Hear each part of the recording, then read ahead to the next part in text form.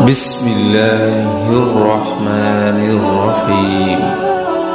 شروع اللہ کے نام سے جو بڑا مہربان نہایت رحم والا ہے۔ السلام علیکم ورحمۃ اللہ وبرکاتہ۔ آج ہم نظر بد کے بارے میں دعا پڑھیں گے، یعنی کہ نظر بد کا علاج۔ اللہم اذہب حرہا وبردہا ووسبہا۔ ترجمہ: اے اللہ، نظر بد کی گرمی اور اس کی ٹھنڈک اور اس کی تکلیف کو دور فرما۔